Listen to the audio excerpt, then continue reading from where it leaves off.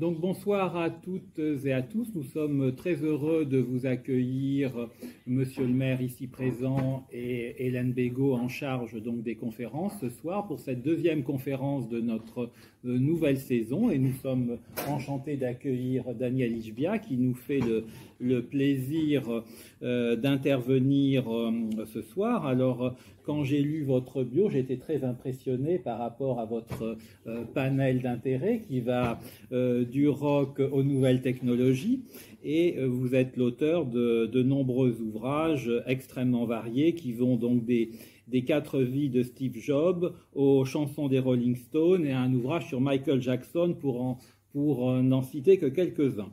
Mais vous êtes également une référence en matière de technologie puisque vous avez écrit des ouvrages sur les jeux vidéo, comment être numéro 1 sur Google pour les nuls, j'ai beaucoup aimé ça parce que c'est tout à fait pour moi, et YouTuber pour les nuls également. Donc vous avez écrit pour différentes revues et en fait ce soir nous vous avons demandé, et à nouveau un grand merci d'avoir accepté, de nous parler des crypto-monnaies en tant que révolution de civilisation. Bon, comme vous le savez, l'Internet a profondément modifié, j'allais dire, nos activités, et on s'aperçoit que les crypto-monnaies sont en train également de révolutionner l'univers monétaire de manière analogue. Ce bouleversement qui est en train de se produire est quand même tout à fait fondamental et comparable à ce qui s'est passé il y a quelques années pour l'Internet et la révolution numérique. Donc ce changement, j'allais dire, d'univers, et on s'aperçoit que c'est quand même quelque chose d'historique qui est en train de se produire sous nos yeux. Et vous nous indiquez que les crypto-monnaies vont changer nos vies de 1000 façons. Donc nous vous écoutons avec plaisir de manière à mettre ces crypto-monnaies en pleine lumière et qu'à l'issue de cette intervention, nous soyons éblouis. Merci.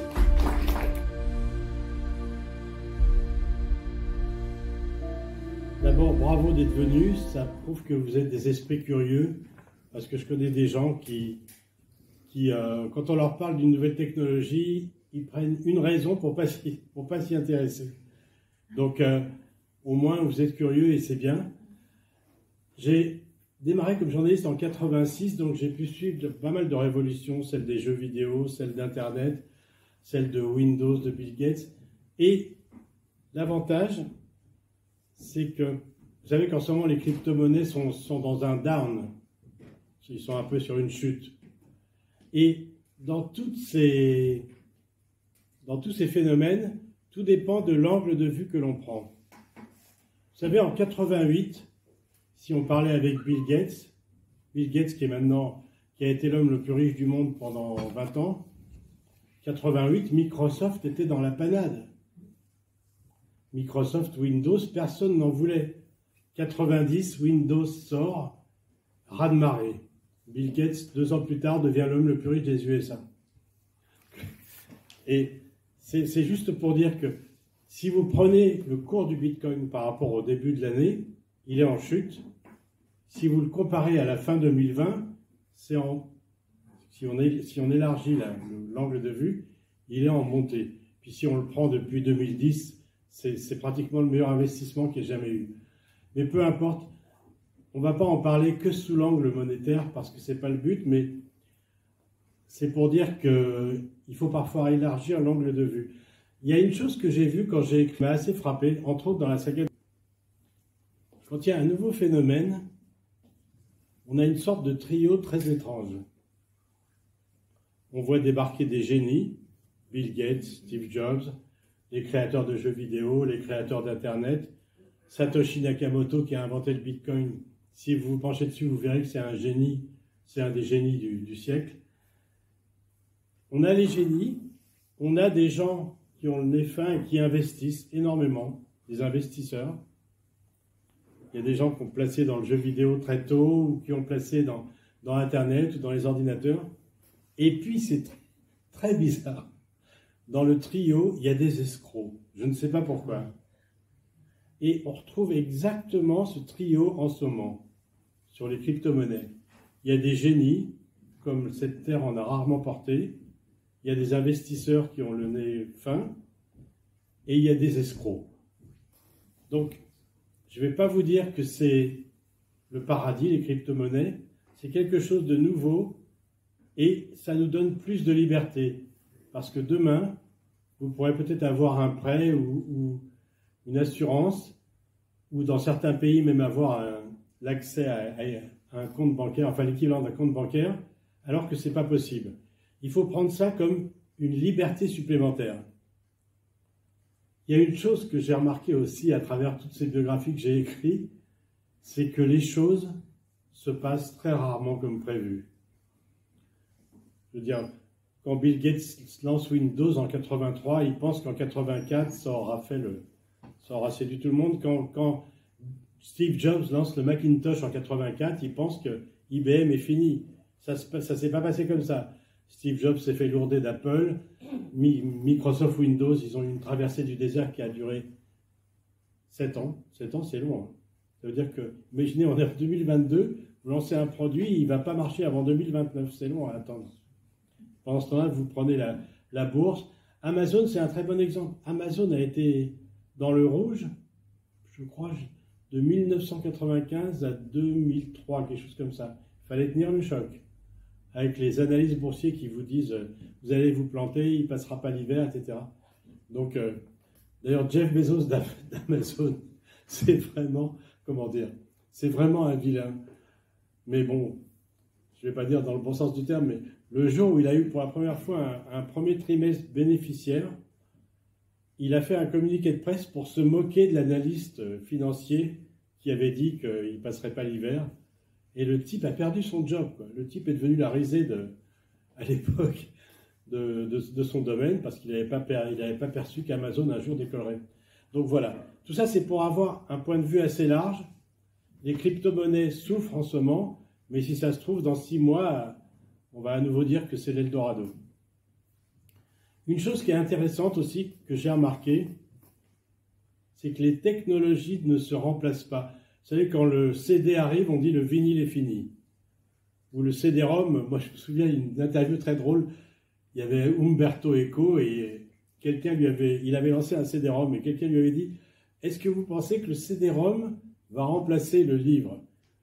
Et il a eu cette réponse fabuleuse. Il avait dit « Hé couillon, quand tu seras en train de visiter les pyramides à dos de chameau, tu vas sortir ton ordinateur pour regarder un CD-ROM ?» C'était une réponse fabuleuse pour dire qu'on aura toujours besoin des guides papier. Et puis visiblement, le livre est toujours là, le CD-ROM, je ne sais plus qui connaît. Donc, les technologies, elles ont tendance à s'additionner et non pas à se remplacer. Ce qui veut dire que les crypto-monnaies, quoi qu'en disent certains, ça ne va pas remplacer le dollar, ça ne va pas remplacer les banques, ça va être complémentaire. Et il faut vraiment le prendre comme une liberté de plus. Quelque part, vous savez, par exemple, certains reprochent aux crypto-monnaies vous pouvez faire des dons anonymes si vous le voulez. Et il y a des gens qui reprochent ça. Ce à quoi je réponds, il y a encore 10 ans, 20 ans, quand vous payiez en liquide, vous pouviez acheter les choses de façon anonyme. Donc les crypto-monnaies vous redonnent une liberté que nous avions et que nous n'avions plus. Pourquoi est-ce qu'on n'aurait pas le droit de temps en temps je sais pas, vous voulez soutenir une cause et ça regarde que vous et cette cause, pourquoi pas faire vos donations? Ou pourquoi pas acheter quelque chose qui regarde que vous et le produit. Bien sûr que ça peut servir à des choses illicites et des choses que la morale trouve répréhensibles. Je suis d'accord que c'est jamais ni tout noir ni tout blanc, mais c'est une liberté. On peut penser que la liberté est une bonne chose. Nous en arrivons au Bitcoin. Je vais essayer d'être simple. Je ne sais pas quel est votre niveau de connaissance du domaine, mais je vais essayer ce soir d'être vraiment très simple. Vraiment très simple. Le Bitcoin est né à la fin 2008, après la crise, vous savez, la fameuse crise des subprimes, où on a vu une chose, c'est que l'argent repose sur la confiance. Le tiers de confiance qu'on avait désigné, c'était les banques. En 2008, on a pu se dire que cette confiance avait peut-être été placée de façon peu fiable. Je ne sais pas si vous avez confiance dans les banques de façon absolue. On peut se dire qu'un système alternatif peut avoir du bon. Bitcoin, pour faire simple, mais vraiment très simple, déporte la confiance hors des banques vers la communauté. C'est-à-dire que, je schématise, je me porterai garant pour Philippe, qui va être garant pour Marc, qui va être garant pour monsieur, monsieur va être garant pour sa voisine. On va tous, quelque part, être garants les uns des autres. Ce n'est pas un système parfait, mais c'est un système qui a le mérite d'exister et qui fait qu'on place la confiance en partie sur des algorithmes. Vous savez ce que c'est que les algorithmes? Donc des méthodes sur ordinateur. Ça n'est pas parfait, c'est une alternative. Le Bitcoin, au début, a servi à beaucoup d'activités illicites, principalement en 2012. Il servait pour acheter des armes, pour acheter de la drogue. Bon, le FBI a fait une descente mémorable en 2012 pour arrêter un certain Ross Ulbricht qui croupit en prison encore aujourd'hui. Et certains sites illicites ont été fermés. Le Bitcoin, encore aujourd'hui, est souvent utilisé pour ce qu'on appelle, vous avez entendu parler des rançongiciels. C'est-à-dire que quand on réclame une rançon, par exemple, comme il y a eu récemment à un hôpital, c'est souvent réclamé en Bitcoin parce que le Bitcoin est potentiellement anonyme. C'est pas parfait. Il y a des gens qui l'utilisent pour de très bonnes choses, mais il y a aussi des gens, des escrocs, qui l'utilisent pour escroquer leur prochain. La nature humaine est ce qu'elle est. Donc je vous dis, dans tous ces phénomènes-là, j'ai remarqué qu'il y avait les génies, les investisseurs et les escrocs. Les escrocs ont débarqué aussi. Donc le Bitcoin déporte la confiance dans les individus. Et c'est quand même un modèle très intéressant parce qu'il faut croire malgré tout que c'est un modèle qui est assez fiable puisque entre 2009, où il y a eu le début du Bitcoin, et de nos jours, la courbe, même si elle fait des hauts et des bas, elle est comme ça, quoi. Alors je sais pas s'il y a eu une action, peut-être Apple ou Google, qui a été aussi rentable. Et à la limite, personnellement, c'est pas la rentabilité qui m'intéresse personnellement. Après, chacun fait de sa vie ce qu'il veut. Mais si vous investissez aujourd'hui sur du Bitcoin, je ne vais pas vous dire que j'en ai pas, mais si vous investissez sur du Bitcoin, vous savez qu'à long terme, c'est un investissement qui, a priori, est fiable, qui est probablement beaucoup plus fiable que beaucoup d'investissements, à moins que vous investissiez sur des actions comme Apple, en espérant que Apple ne fera jamais de faux pas. Mais le Bitcoin, de par sa nature, est voué à devenir un peu une réserve de valeur. Et si on suit son histoire, son cours n'a jamais cessé de monter sur le long terme. Un des points intéressants dans le Bitcoin, c'est ce qu'on appelle la blockchain. Est-ce que vous avez entendu parler de la blockchain? La blockchain, c'est grosso modo un registre où chaque mouvement, chaque transaction, je vous donne par exemple un Bitcoin, vous m'en donnez 2, ça va être marqué dans un registre pour l'éternité, si je peux dire. Le 22 octobre ou à telle heure, je sais pas, Daniel a donné un Bitcoin à Marc Olivier, etc. Ça va être marqué et on aura tous une copie de ce registre. Ce qui rend ce registre inviolable et sécurisé, c'est que si je veux falsifier une transaction, il va falloir que je me falsifie des millions de copies. C'est pas possible. C'est pour ça que le Bitcoin est extrêmement sécurisé. Franchement, quand on étudie la façon dont le Bitcoin a été fait, on est vert tellement son créateur est un génie. Il a pratiquement tout réussi sauf un point qu'on verra un peu plus tard. Bon, mais il a quand même réussi 90% de l'équation, ce qui n'était pas évident. Que créer une monnaie, que cette monnaie ait la confiance des investisseurs, il y a énormément de gens, comme vous savez maintenant, qui investissent dans le Bitcoin. Il y a énormément de banques maintenant, de nos jours, qui vont proposer des Bitcoins. Donc, un des points de cette sécurisation, c'est cette blockchain, donc ce registre qui est, depuis la première transaction du Bitcoin jusqu'à aujourd'hui, tout est inscrit et on en a tous des copies. Donc, comme je vous dis, impossible de le falsifier. Ça, fallait le faire quand même. Ça n'est pas, comment dire, dans tous ces systèmes, c'est jamais parfait. Dans ce monde, je ne sais pas si vous connaissez quelque chose de parfait. Vous avez sans doute entendu parler des soucis écologiques liés au Bitcoin. Ils existent parce que cette blockchain, elle devient démesurée. Pour valider une transaction en Bitcoin, c'est un calcul qui doit être fait et des dizaines de milliers d'ordinateurs sont en compétition à un moment donné. Bitcoin n'est pas parfait. Il y a des solutions qui sont en train d'être apportées pour le rendre un peu plus vert, un peu plus écologique. Mais s'il existait un système parfait dans ce monde, ben, je veux bien que vous me disiez lequel, je n'en connais pas. Donc Satoshi Nakamoto, l'inventeur du Bitcoin, a pratiquement tout réussi, sauf qu'il n'avait pas prévu que ça prendrait une ampleur telle et que plus les années passent, plus les calculs pour valider une transaction deviennent complexes. Et donc plus ça consomme d'énergie, mais des solutions sont en train d'être trouvées à tel point que, on pourra en parler tout à l'heure, le Bitcoin, qui il y a encore 1 an ou 2 était considéré comme un désastre écologique, le Bitcoin est en train de devenir vert. Ça peut paraître dingue. Il faut dire qu'on est dans un domaine où il y a énormément de génie et de matière grise et qu'il y a des solutions inventées pratiquement chaque semaine.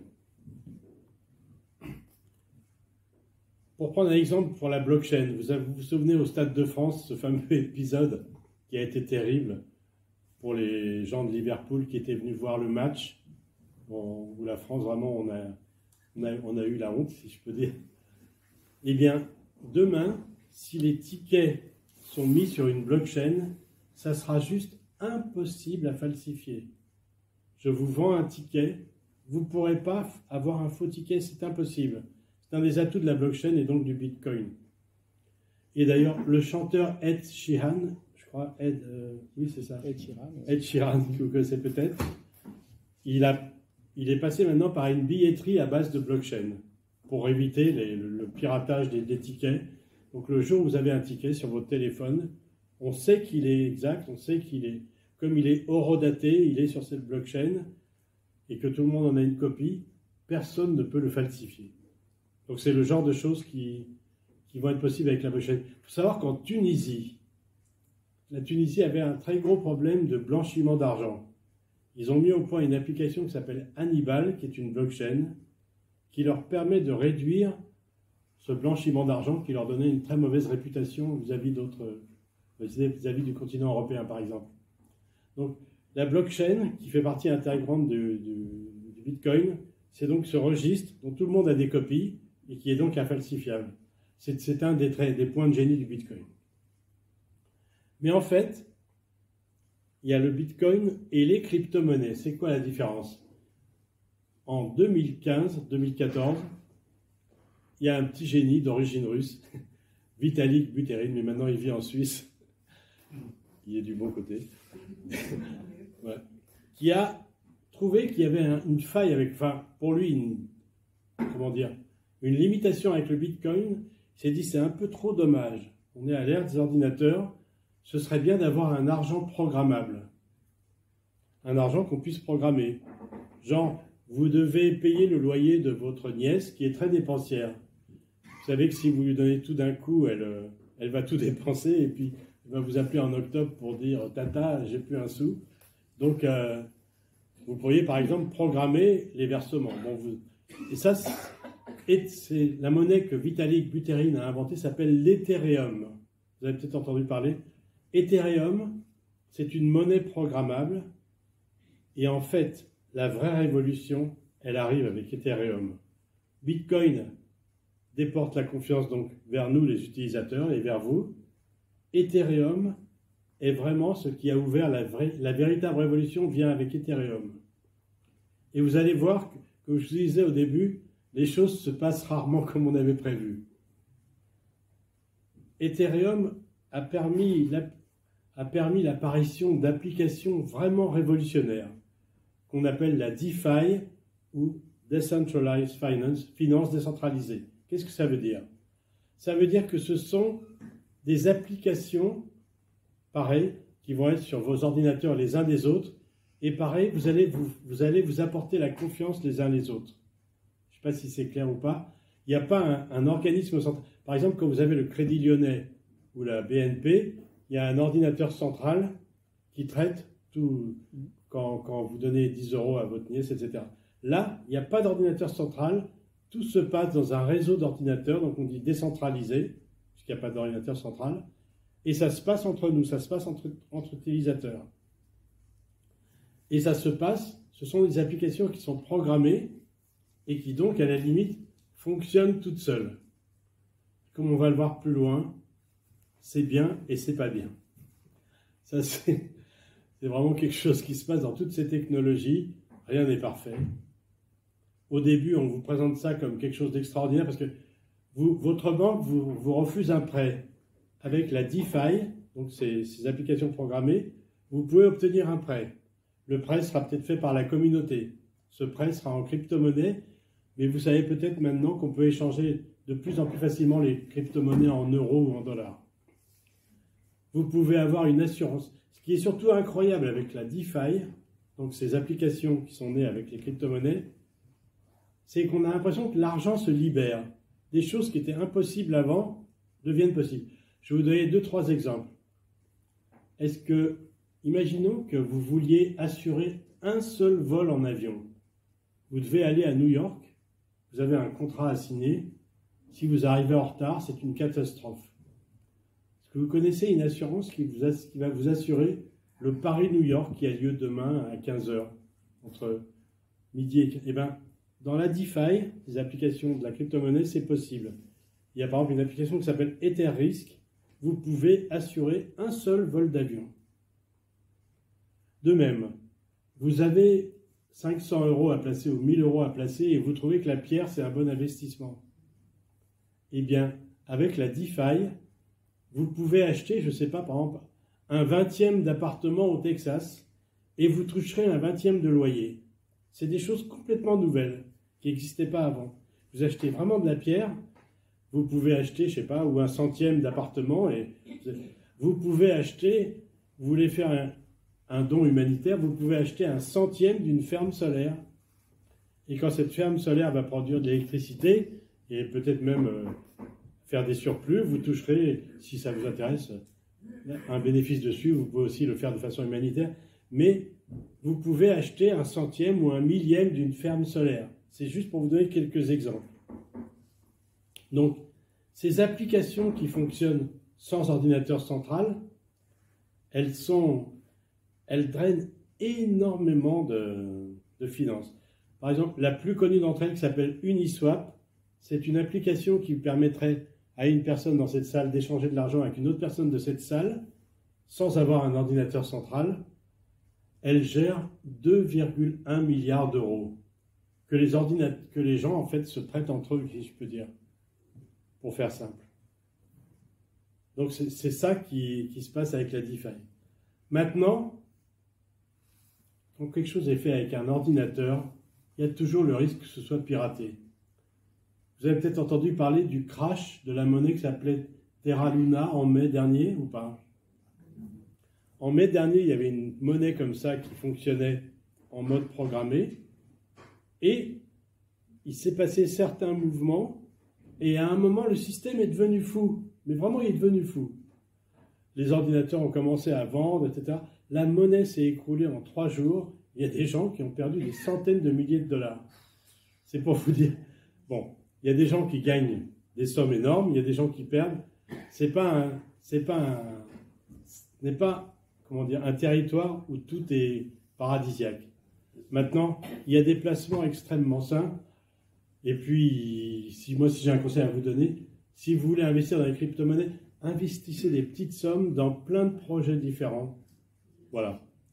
Et puis, nous, il y a un conseil qu'on donne dans le livre. N'investissez que l'argent que vous êtes prêt à perdre. Franchement. Et franchement, si vous achetez du Bitcoin, vous êtes pratiquement sûr, si vous le mettez de côté pour vos vieux jours. Vous savez, par exemple, il y a une application, je sais, qui s'appelle Stackinsat. Vous prenez une somme que vous pouvez mettre tous les mois, soit 1000 €, 200 €, 100 €. Tous les mois, il va y avoir un virement de votre banque vers un compte en Bitcoin. Vous l'oubliez.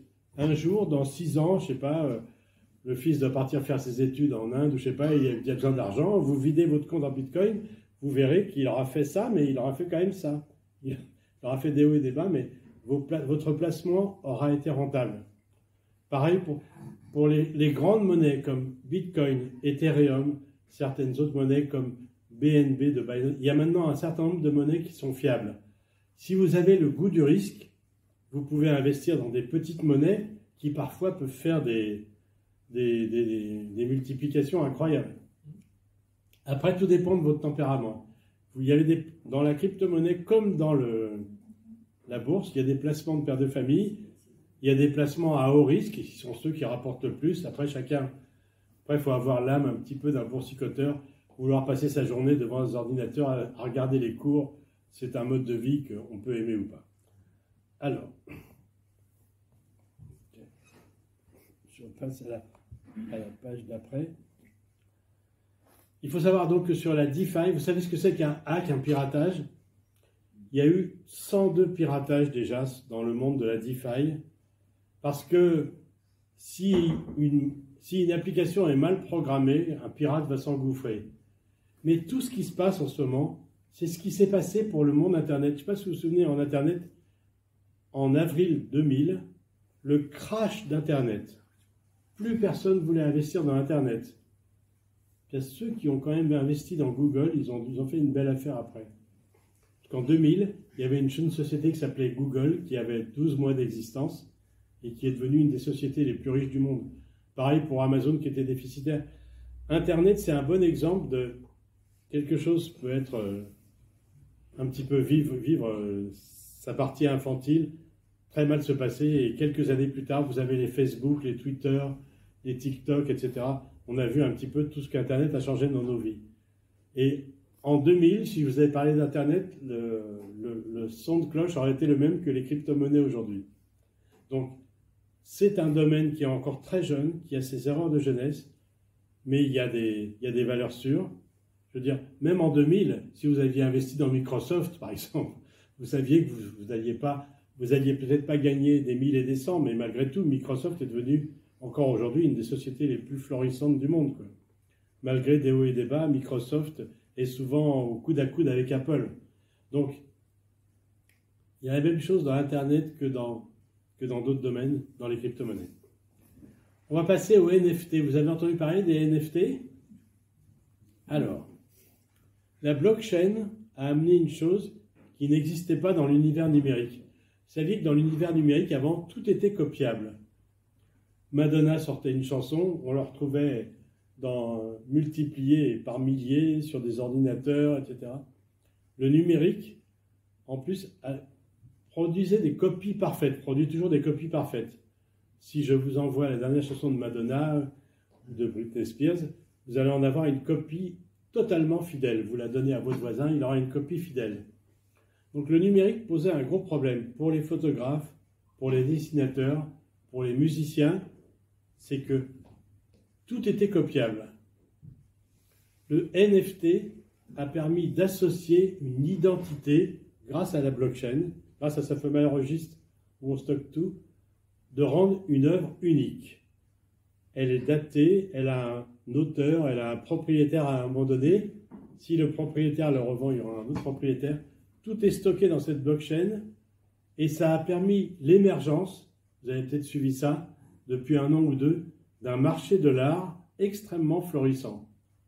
Il y a un artiste, par exemple, qui s'appelle Beeple, qui est devenu un des 3 artistes les mieux payés au monde, qui n'avait jamais vendu avant une œuvre plus de 10 000 $.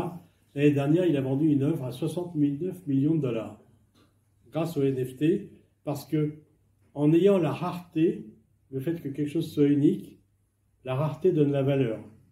On est bien d'accord. Si j'ai une image et que n'importe qui peut la copier, elle n'a aucune valeur. Si maintenant je peux attester que vous êtes le propriétaire de l'original, cette œuvre a de la valeur. Donc les NFT, c'est un phénomène qui est assez étonnant. Ça a commencé en 2018 avec une application qui s'appelle les CryptoPunks. Je ne sais pas si vous avez déjà vu, on dirait comme un peu, c'est à la taille d'un timbre-poste, grosso modo. C'est très pixelisé, donc des points sont des personnages. Ça a été lancé un petit peu de façon expérimentale et ces personnages ont pris une valeur extraordinaire, notamment pendant le confinement. Parce que ces personnages avaient été générés par ordinateur. Allez savoir pourquoi. Il y avait un CryptoPunk qui avait un masque à un moment et celui-là, il s'est vendu à des sommes incroyables. Les gens qui ont inventé les CryptoPunks avaient écrit l'algorithme et ils avaient l'algorithme avait généré 10 000 personnages. Et donc, ces personnages ont pris une valeur vraiment incroyable. Encore aujourd'hui, de nos jours, si on veut acheter un CryptoPunk, je ne sais pas, ça doit être 100 000 $, quoi. C'est un truc de fou. Parce que les NFT, donc, ont permis de donner de la rareté. Vous avez peut-être entendu parler de la société, de la start-up française qui s'appelle Sorare. Donc Sorare a utilisé ce principe des NFT pour créer, vous vous souvenez des cartes Panini qu'il y avait pour les joueurs de football? Sorare a transposé ça dans le monde des crypto-monnaies. Vous avez des cartes de joueurs que vous pouvez acheter ou vendre, qui vont prendre de la valeur. Vous pouvez miser sur certains. Et comme ces cartes sont des NFT, donc uniques, elles prennent de la valeur. Vous pouvez demain miser sur un jeune joueur. Vous estimez qu'il va faire un malheur demain.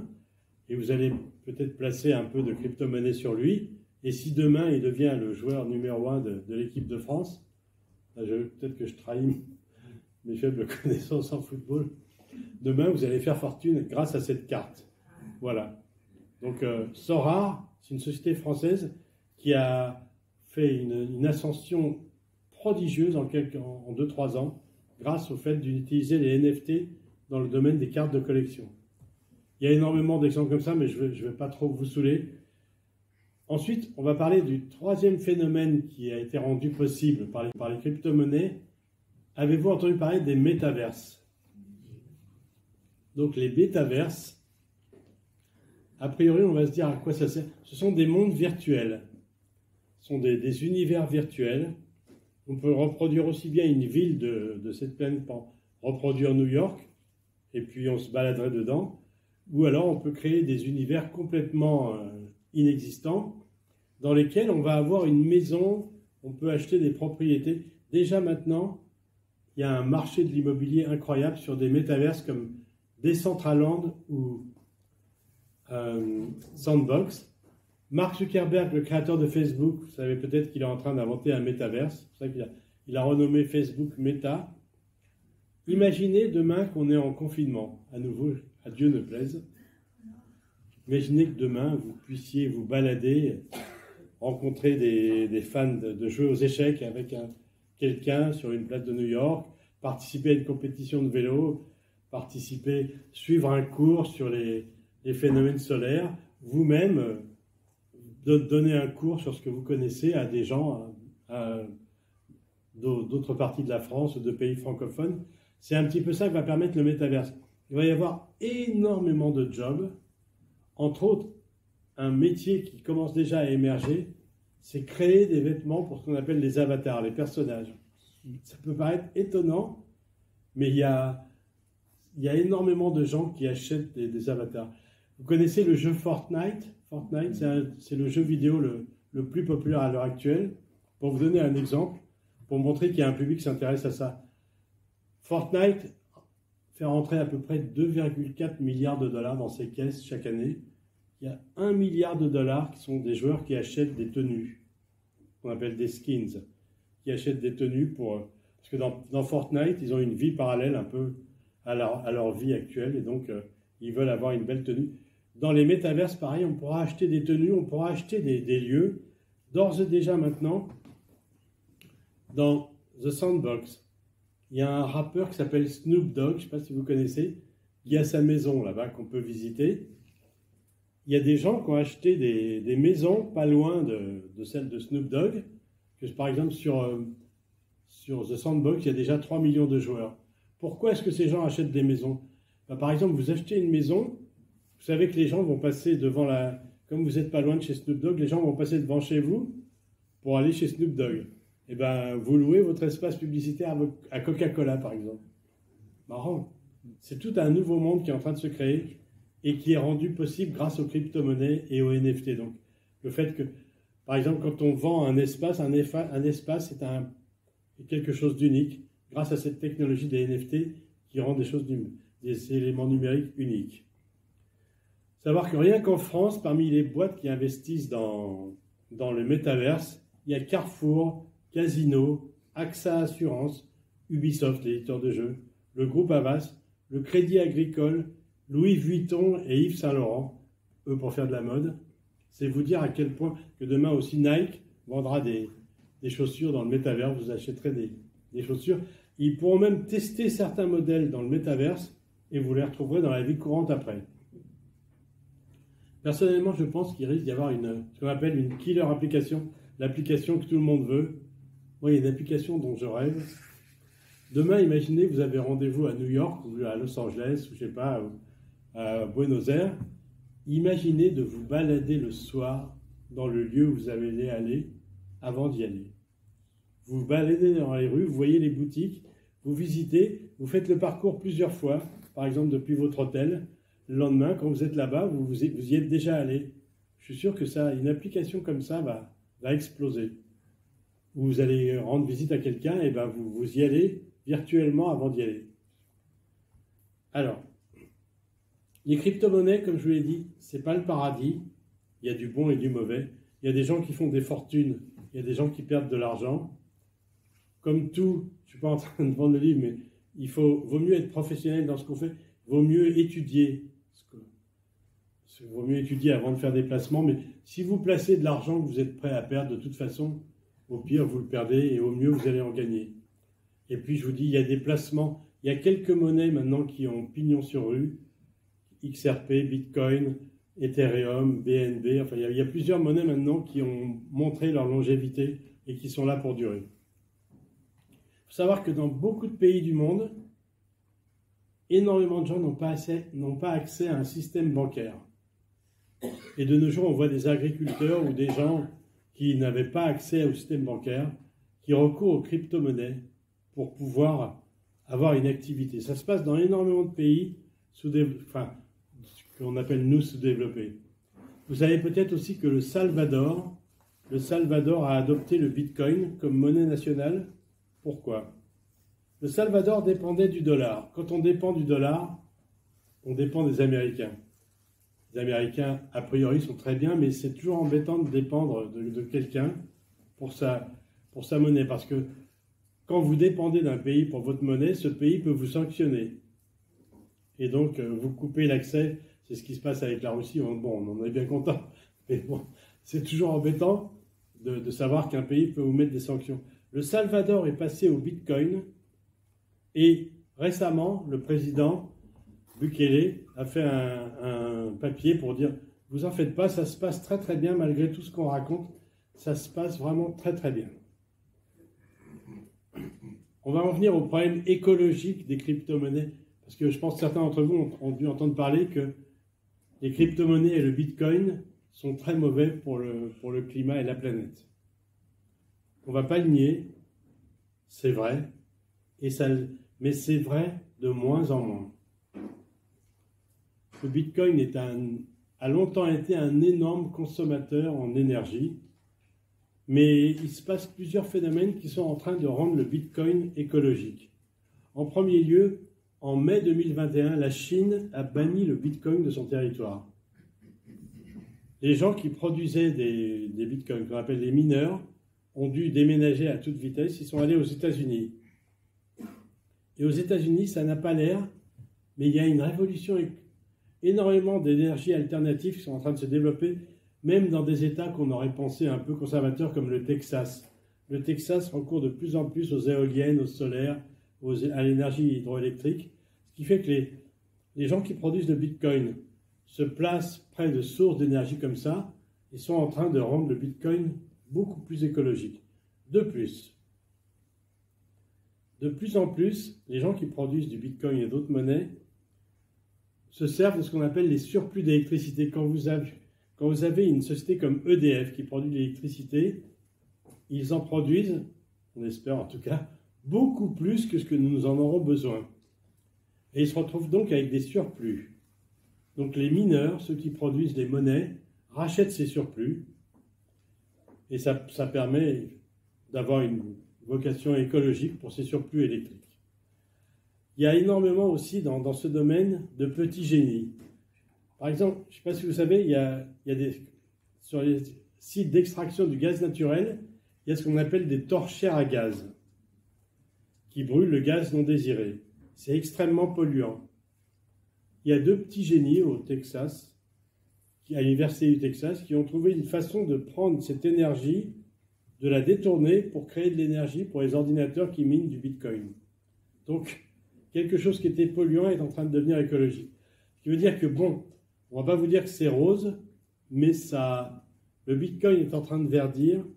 Et puis, il y a aussi une chose, c'est que les monnaies apparues après le Bitcoin sont beaucoup moins consommatrices en énergie. Il faudrait que je rentre dans la technique pour vous l'expliquer, mais grosso modo, toutes ces monnaies, y compris Ethereum et les monnaies comme Solana, enfin les monnaies apparues récemment, consomment très très peu. Donc les crypto-monnaies sont imparfaites, mais sont en train de faire leur évolution. Et il y a énormément de gens qui ont vu que ça marche et qui donc travaillent à le rendre écologique. Alors, moi, donc si j'ai un conseil à vous dire, si vous voulez investir, investissez des petites sommes, 100 € par-ci, 100 € par-là. Vous voyez un projet, vous regardez si ça marche ou pas. Idéalement, investissez à long terme. Laissez-le de côté sans y toucher. Mais vraiment, faites-vous un compte de Bitcoin et n'y pensez plus. Dites-vous, vous y toucherez le jour où, je ne sais pas, vous voulez acheter une maison ou n'importe quoi. Vous prenez votre compte Bitcoin. Je suis prêt à parier que si vous avez attendu suffisamment d'années, il aura grossi énormément. Pareil pour d'autres monnaies comme Ethereum et d'autres crypto-monnaies, parce que ce sont des monnaies qui attirent énormément d'investisseurs de confiance, même s'il y a eu des crashs au début, mais c'est un modèle alternatif et qui permet énormément de choses qui n'étaient pas possibles avant. Il y a énormément maintenant d'institutions financières, vous savez, les gens comme Goldman Sachs, etc., des grosses boîtes américaines d'investissement qui investissent dans les crypto-monnaies. Donc ce sont des bons signes. Et le moment est sans doute bon parce que, comme je vous dis, si on était en 2000, vous me diriez Internet, voilà, plus personne ne croit en Internet. Et en 2004, Google rentre en bourse et fait une des entrées en bourse historiques. On se demande dans un creux de la vague, c'est peut-être le moment de s'y pencher. Parce que le creux de la vague ne durera pas. Il y a énormément d'analystes qui pensent que le Bitcoin est parti pour exploser à nouveau. D'ailleurs, quand on voit l'histoire du Bitcoin, il a toujours fait ça. Donc, un pic, il retombe mais un peu plus haut qu'avant. Un nouveau pic, il retombe mais un peu plus haut qu'avant. Un nouveau pic, etc. Et donc, comme je vous dis, quand on prend le point de départ et le point d'arrivée, on a quelque chose qui est extrêmement solide sur le long terme. Et le Bitcoin, là, en ce moment, il a chuté, mais il avait chuté en 2018. Il avait chuté à d'autres périodes. Donc, intéressez-vous aux crypto-monnaies, ne serait-ce que aussi demain, si vous voulez soutenir une cause, que cette cause n'est pas populaire dans votre pays, mais que vous, elle vous tient à cœur, vous pouvez faire des donations anonymes. Personnellement, j'aime beaucoup ce sentiment de pouvoir donner à qui on veut, de façon anonyme quand on veut. C'est une liberté que nous avions perdue. Les crypto-monnaies nous la redonnent. Bien sûr, je compte sur vous pour investir sur des causes qui sont bonnes. Voilà. Et j'en ai fini pour ma présentation et je suis ouvert à vos questions.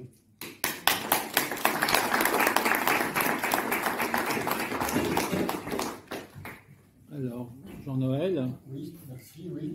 Merci pour votre exposé. Cela dit, je vous avouerai que j'ai toujours pas compris la définition et le sens d'une crypto-monnaie. D'autre part, au niveau de l'investissement, je ne me sens pas du tout prêt à investir là-dedans parce que j'ai aucun sens des affaires. C'est un peu pareil vis-à-vis de la bourse ou vis-à-vis d'autres choses. Mais j'espère aussi que les crypto-monnaies ne seront pas plus ou moins destinées, comme est devenu Internet depuis un certain temps, à devenir une sorte d'incontournable. Je parlerai presque au sujet d'Internet, de la dictature d'Internet, et dans laquelle tous ceux qui n'y connaissent rien sont un petit peu exclus du système. Et j'en reste assez profondément. Mais si vous pouviez revenir sur le sens et la définition de la crypto-monnaie, oui. Déjà voilà. Merci. Donc on parle de crypto-monnaie parce qu'en fait, ces monnaies reposent sur ce qu'on appelle un cryptage. Il y a un calcul mathématique extrêmement complexe. Quand une transaction est faite, par exemple, je vous donne un bitcoin, ou vous me donnez un bitcoin, ce sont des gens, des ordinateurs qui vont valider cette transaction en faisant un calcul qui repose sur la cryptologie. Donc il y a un calcul très complexe et c'est le premier qui trouve la solution de ce problème qui va toucher une commission au passage de cette transaction. Donc c'est pour ça qu'on appelle ça des crypto-monnaies, parce qu'il y a du cryptage, quoi, de la cryptologie. Pour ce qui est d'Internet, c'est comme tout, il y a du bon et du mauvais. Je ne sais pas si vous vous rappelez l'époque, quand on devait prendre un billet d'avion, il fallait aller sur les Champs-Élysées, faire la queue, et on disait, voilà, je veux à Paris-New York, et vous alliez à un comptoir. De nos jours, vous prenez un comparateur de voyage, c'est quand même extraordinaire, quoi. Vous faites tout à la maison. Donc Internet a du bon comme du mauvais. Monsieur? J'avais une question sur le minage. Donc les gens minent, créent de la monnaie, de la crypto-monnaie, et ensuite cette monnaie est disponible pour que les gens se les échangent. Donc comment sont rémunérés les mineurs pour créer cette monnaie, et comment est-ce que cette monnaie devient disponible pour les gens pour l'utiliser? Alors, une monnaie, elle a de la valeur à partir du moment où vous et moi, on lui attribue de la valeur. À partir du moment où le Bitcoin, on lui attribue tous de la valeur, il se trouve qu'il a un cours. Donc, cette monnaie, on peut l'utiliser pour acheter des choses avec. Les mineurs, effectivement, les gens donc, qui créent cette monnaie sont récompensés en Bitcoin, tout simplement. Sont récompensés. Les gens qui créent la monnaie, donc qui font ces calculs, sont récompensés avec la monnaie de la puissance d'ordinateur qu'ils mettent pour faire tous ces calculs. Il faut savoir que maintenant, pour les bitcoins, c'est ce qu'on appelle des fermes de serveurs. C'est des installations. Vous et moi, on ne pourrait pas miner du bitcoin de nos jours. On pourrait miner une petite monnaie, une monnaie émergente, mais miner du bitcoin, c'est devenu hors de prix, quoi. Voilà. Oui. Donc les gens qui minent les crypto-monnaies mettent des ressources serveurs au système et reçoivent des crypto-monnaies. Et après, il y a des gens qui ont besoin, pour utiliser ces blockchains, pour des applications, qui ont besoin aussi d'utiliser ces blockchains, et pour ça, ils doivent acheter des crypto-monnaies pour les utiliser. C'est finalement des systèmes, d'un côté des utilisateurs qui ont besoin de crypto-monnaies pour utiliser ce système, et d'autres qui, en faisant fonctionner, créent des crypto-monnaies. Il faut savoir que si vous demandez à votre banque demain du bitcoin, ils vont vous vendre des bitcoins, hein, de nos jours. Oui, c'est ça. C'est aussi simple que ça. Vous donnerez votre carte bleue et vous direz, voilà, je veux acheter pour 100 € l'équivalent de telle monnaie, ou pour 500 €. Voilà. Et vous pouvez vous créer un petit portefeuille.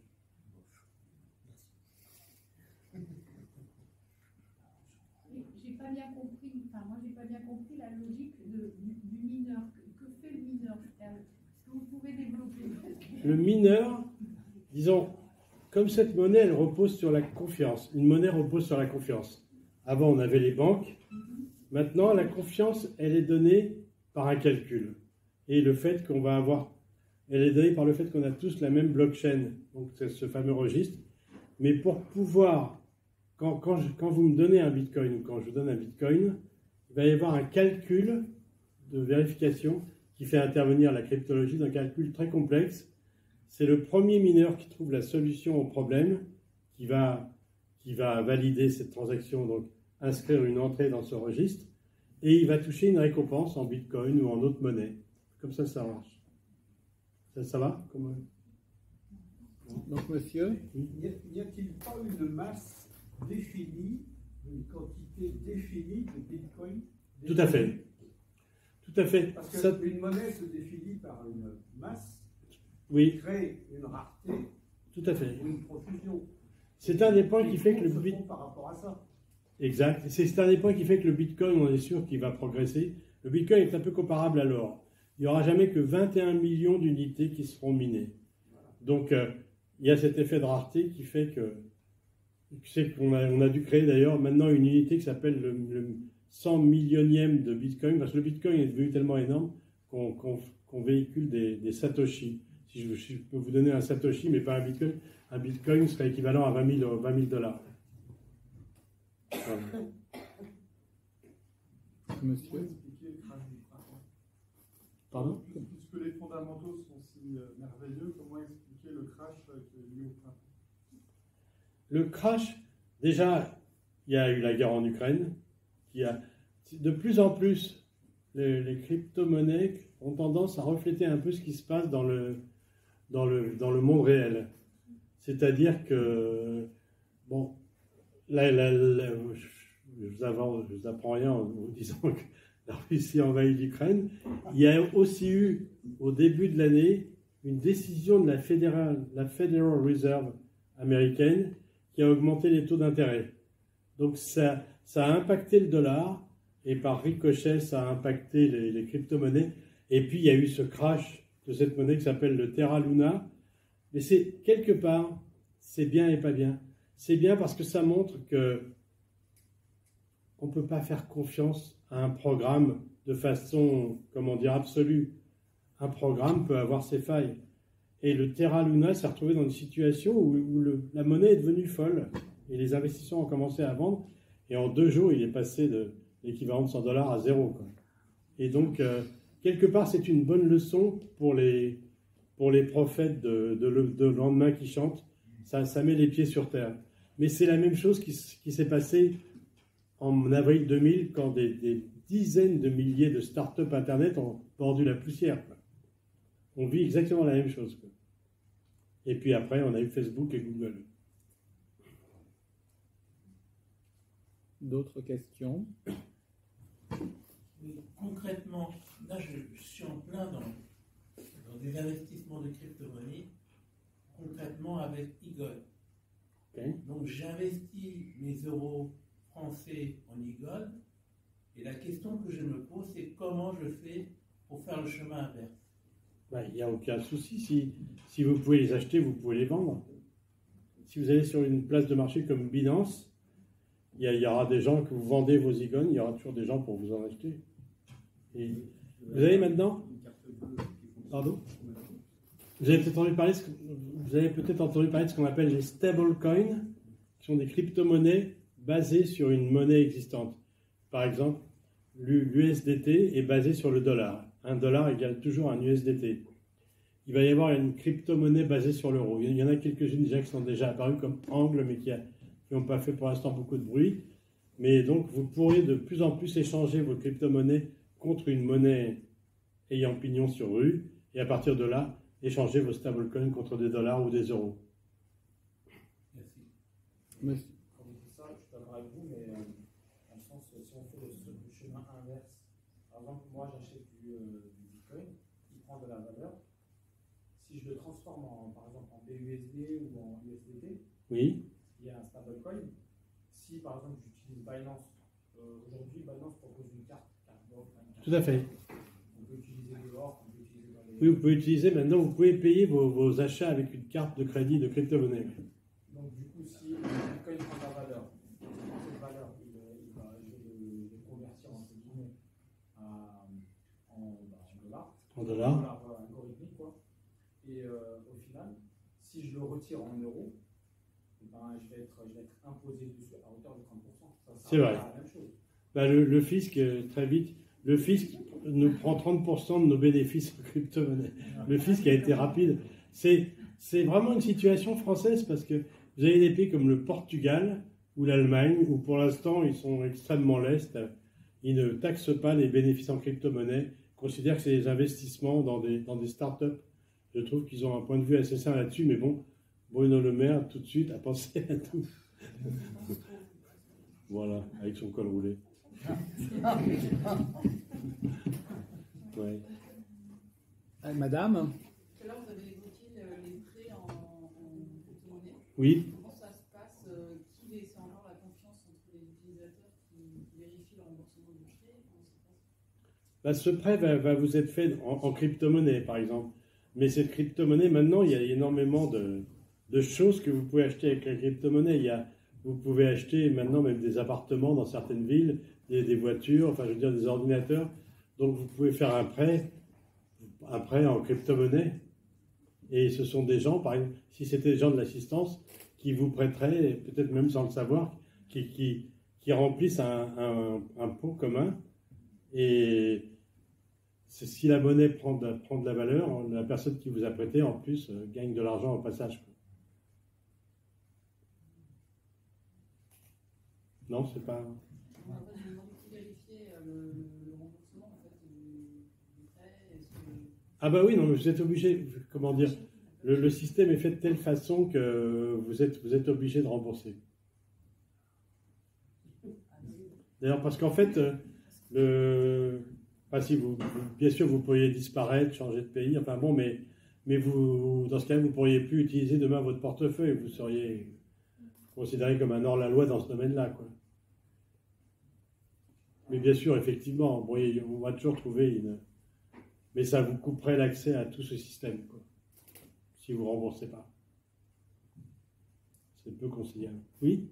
Est-ce que toutes les banques proposent des cartes en Bitcoin? Toutes les banques, je ne pense pas, mais beaucoup de ce qu'on appelle des places marché de crypto-monnaies, comme Binance, Coinbase, comment ça s'appelle, crypto.com, proposent des cartes de crédit. Ce sont des cartes de crédit que vous pouvez utiliser dans la vie courante. Vous avez un compte avec des bitcoins, des Ethereum, etc. Vous allez acheter votre baguette, et vous allez, peut-être pas une baguette, mais vous allez acheter, je sais pas, une chaîne IFI, vous allez la payer avec votre carte. Les crypto-monnaies seront converties en euros au moment du paiement. Vous pouvez très bien utiliser maintenant des crypto-cartes. L'avantage de ces crypto-cartes, c'est qu'elles ont souvent, comment dire, ce qu'on appelle du cashback. Par exemple, la carte de crypto.com, elle est un peu chère. Je ne vous dis pas, l'investissement de départ est un peu cher, mais vous avez Netflix gratuit, Prime gratuit, beaucoup de Spotify gratuit. Ils vous proposent des cadeaux comme ça, quoi. Et puis des récompenses. Genre, vous faites beaucoup d'achats dessus, et ce que certaines banques donnent, cela dit, des récompenses sur vos achats. Oui? Pour rebondir sur votre exemple, admettons que vous avez acheté pour 1 000 € de Bitcoin, c'est monté à 1 500. Avec ces 1 500, vous achetez un bien quelconque. Comment le fait? Donc vous avez 500 € de plus-value. Oui. Comment c'est? Parce que la banque actuellement, elle vous, enfin ça dépend des supports, mais sur des obligations, par exemple, elle va vous tirer d'emblée les 30%. Et le reverser au fisc. Mais comment, dans ce cas-là, le fisc va se servir? Parce que si vous ne faites pas attention, vous allez vous retrouver sur votre imposition plus tard à devoir payer sur ces 500 € auxquels vous aurez zappé, quoi. Si vous les avez déjà payés, les 30%, c'est bon, mais sinon, effectivement, il faut les déclarer. Ah, mais est-ce que vous en avez même conscience que vous avez cette plus-value? Pas au moment où vous vendez vos crypto-monnaies, si vous avez fait une plus-value, vous devez vous payer 30% sur le... Sauf si c'est à partir d'un certain montant. Je crois que c'est 350 € de bénéfice, quoi. Et ouais, bien sûr, le fisc ne nous a pas oublié. Et de plus en plus, les places de marché, c'est-à-dire donc les... C'est déjà une usine à gaz avec les actions avec une banque. C'est elle qui, normalement, doit vous donner, vous expliquer, enfin, vous sortir une feuille où elle vous dit les plus-values potentielles que vous avez sur vos actions. Donc, je vois mal comment ça peut se passer dans la blockchain de vous dire que vous avez tant de plus-value sur vos... Mais vous avez raison là-dessus, j'ai rien à dire, vous avez raison. C'est sûr que le gouvernement français est vraiment très sévère là-dessus. Peut-être dans une blockchain, tout est tracé, en fait. Donc, on peut remonter toutes les transactions, oui. savoir exactement... Enfin, si on arrive à retrouver ton identité, quoi. Ça. Oui. Est-ce que vous savez pourquoi l'État s'est basé sur 30% et pas 5 ou 10 Parce que quand on regarde l'État en lui-même, il ne croit pas tant que ça aux crypto-monnaies. Et au final, ça veut dire qu'en gros, quand il s'agit des crypto-monnaies, ils n'y croient pas trop, etc. Et quand il y a des plus-values, quand il y a de l'argent à prendre, ils y croient, du coup, on leur donne 30%. Ouais. Pourquoi 30% et pas 10 et pas 5? Ça, il faudrait poser la question au ministère des Finances. Vous avez une réponse là-dessus. Quoi non? Je pensais que vous auriez une réponse là-dessus. Non, j'ignore pourquoi. J'ignore pourquoi la France a cette politique, parce que d'autres pays... Pardon? Je crois que c'est la flat tax. C'est le montant de la flat tax. Ah, vous croyez? Je ne m'y connais pas assez. Oui, c'est ça. Je pense que c'est ça. La taxe, c'est 30%. Ok. Sur les intérêts. D'accord. Le truc aussi, c'est que si vous restez que dans les crypto-monnaies, vous n'êtes pas traçable. Donc l'État, c'est pas qui vous êtes, en fait. Et si vous utilisez des trucs comme crypto.com ou Binance, là, ces gens-là savent qui vous êtes. Donc si vous faites des opérations, ils vont évidemment le dire au fisc, et le fisc vous tombe dessus si vous ne déclarez pas. Ce qui arrive récemment au genre de poker. Ils sont tous fait attraper. Tous ceux qui n'ont pas déclaré, ils sont fait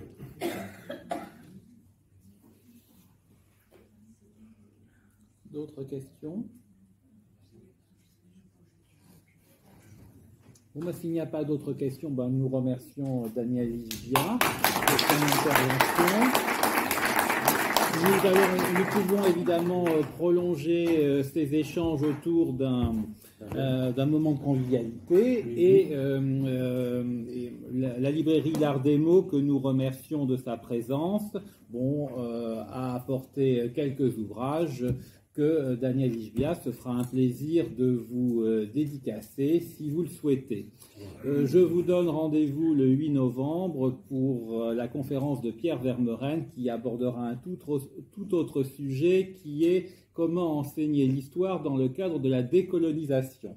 Voilà.